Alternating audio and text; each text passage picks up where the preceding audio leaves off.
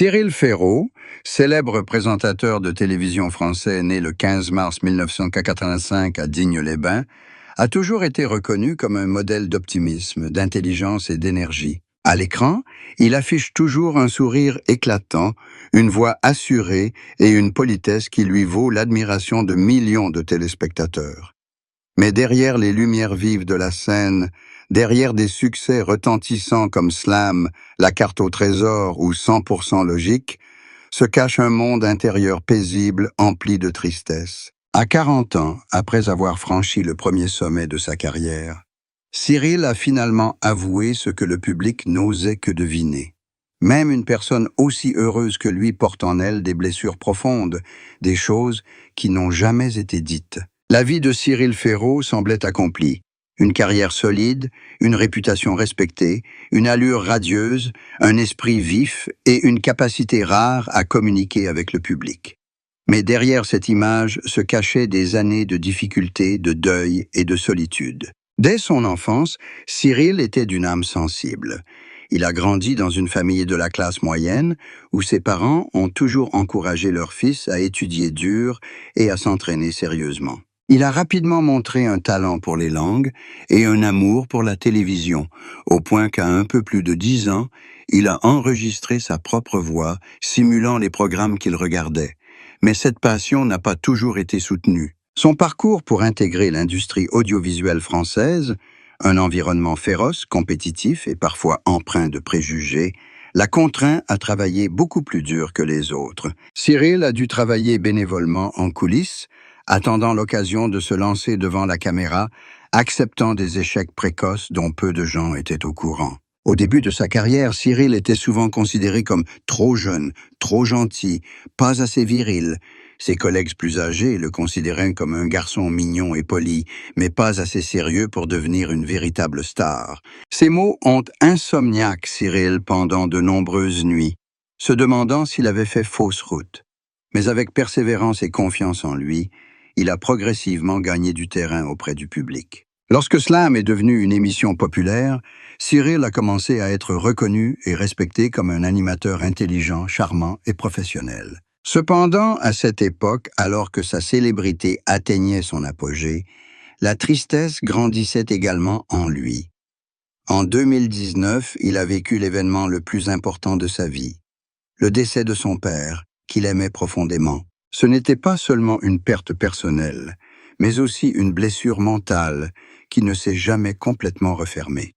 Il a confié un jour que son père avait été le premier à croire qu'il pouvait faire de la télévision. Celui qui veillait avec lui pour regarder de vieux programmes, les commenter et rire ensemble. À la mort de son père, Cyril a eu le sentiment d'avoir perdu une partie de son âme. Bien qu'il ait conservé une attitude calme en apparence, il a vécu les mois suivants en silence, travaillant pour échapper à la douleur. Selon ses proches, il y eut une période où il ne dormait que quelques heures par jour, puis se replongeait dans le travail. Tournage, écriture de scénarios et organisation de la production. C'est ainsi qu'il s'est forcé à ne pas tomber, malgré son cœur brisé. La vie amoureuse de Cyril n'était pas facile non plus. Homme réservé, il partageait rarement sa vie privée. La presse française l'interrogeait sans cesse sur sa vie amoureuse. Était-il marié? Qui était à ses côtés dans les années les plus difficiles?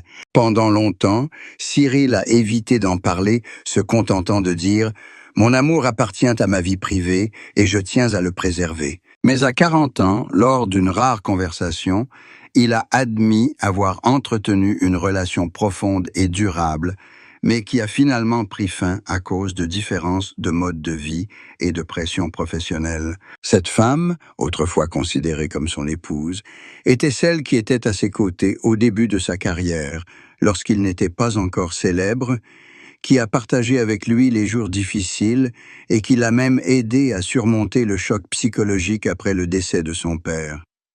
Mais c'est son activité, la perfection qu'il s'efforçait de maintenir, qui ont progressivement créé une distance. Lorsque cette relation s'est terminée, Cyril a sombré dans une crise. Il se reprochait d'aimer trop son travail, d'être trop perfectionniste, d'avoir trop peur de perdre le contrôle et d'avoir involontairement laissé la personne qu'il aimait se sentir seule. Ce fut la deuxième plus grande tristesse de sa vie. celle de quelqu'un qui savait que l'amour était réel, mais qui ne pouvait le préserver. Les années suivantes, Cyril continua à travailler dur, mais ses amis disaient qu'il n'était plus aussi enthousiaste qu'avant.